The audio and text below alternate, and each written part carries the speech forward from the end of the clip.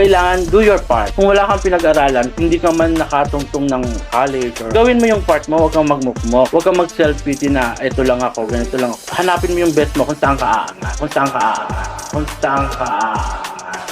From a child who is determined to make his life and his family's social status better and stand amidst the dynamic nature of challenges in life to where he is right now, his belief, inspirations, humility, and purpose.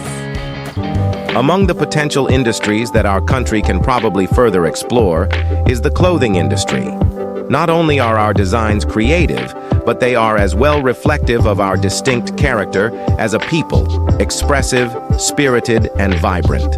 Filipino fashion designers are undeniably a source of national pride and a showcase of Filipino talent and creativity.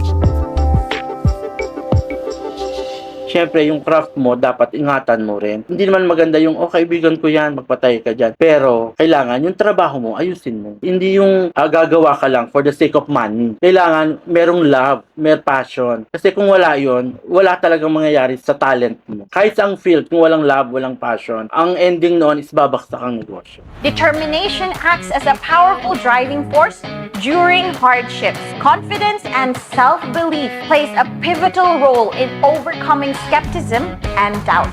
Discipline, perseverance, and willingness to learn from failures and setbacks are essential attributes that fuel the journey to success. Naman ba gusto mo ikasal tapos meron kang dream wedding? Hanggat kaya ko siya akong makatulong, hanggat kaya kong maibigay sa kanya, masatisfy yung client, magawa yung damit niya, hindi lang kumita, at least makatulong ako sa kanya. Kasi ang bawa, tatanong sa kayo, ma'am, anong budget mo? Tangan budget ko lang 15K. O sige na, walang problema. Gawa natin ng paraan. Pero, wag naman yung 15K, pero hanggang doon ka lang. Kailangan yung expectation nila beyond, ma-surprise sila na maganda yung kalalabasan.